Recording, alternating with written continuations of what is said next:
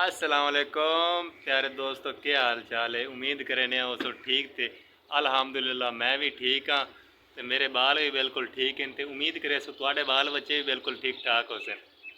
अज से मेरी सवाणी कल साढ़े घरे आए न मेहमान, ठीक है। तो साढ़ा चूल्हा पिया ही त्रुटा। तो इनू ना बड़ी शर्मिंदगी महसूस हुई है। कल एक चूल्हा त्रुटा भी अज दो चूल्हे बनते ते दोबारा बड़े दी पाई है। मैं तुम भी कहना कि बने बैठी है मिट्टी लो ते गारे थी।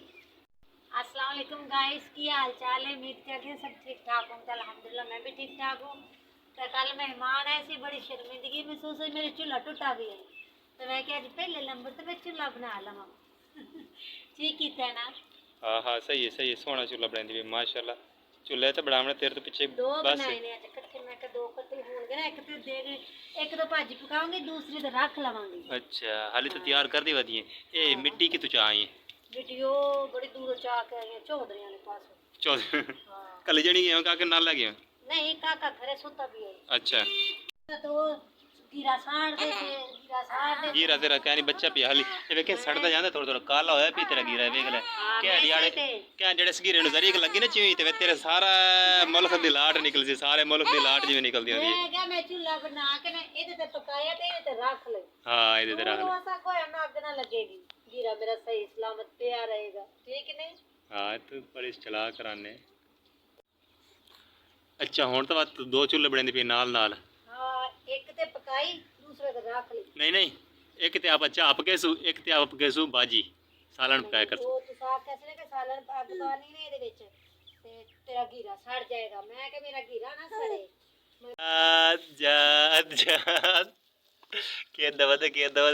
ते ऐसे ही मेरा पुत्र यूसुफ खान बैठा अपनी मम्मा दे नाल। मम्मा इंदी बिल्कुल चूल्हे बनेंदी बैठी है।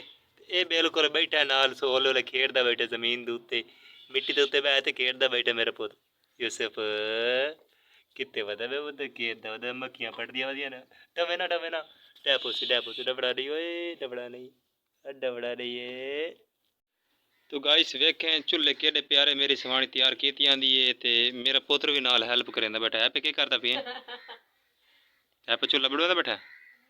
अच्छा ये गल पूरी बस्ती दियां पाले से सुना। कच्ची पुत्र के मैं पवावा कच्ची पवावा पाले से चलो ठीक है वाह पे वाह मेरा पुत्र तो खुद कच्ची पा लेना क्या बात है तले बैठ कच्ची पैंदा बैठा वाह पे वाह माशाल्लाह जी। मेरी सवाणी ने तकरीबन हाली 2 घंटे इनू हो गया लगातार चूल्हा बनेंदे। ये चूल्हे तैयार कीते न घर दे विच ठीक है किवें सन्ना और वेखे ना अज तो बात रंग शंगी उड्डे पैन सारे डियाड़ दे थकी पे 2-3 घंटे में सुबह दी त्रोड़ ते पुराने चूल्हे त्रोड़ ते नवे तू चूल्हे तैयार कीते सी ते ये हाली तकरीबन इतनी देर दे विच इये हाली बनाया सी यानी कि अगू हाली भी बनेंदी बैठी। मैं तक बस कर चा लेकिन हाली भी बनी बनेंदी बैठी है। माशाल्लाह जी मेरी बेगम साहबा ने चूल्हे कर दिते तैयार बड़े खूबसूरत जाए बिल्कुल तैयार पे ने। हाँ ये चूल्हे साढ़े हुण बिल्कुल तैयार है हुण असां इन्हां चूल्हां ते रोटी पकेसूं ते खासूं। ये चूल्हा जड़ा है भी ये चूल्हा इस ते मेरी सवाणी रोटी पकेसी उस ते मैं चाह पकेसा ठीक है। तुसी चाह पकाइसो। हाँ ठीक है।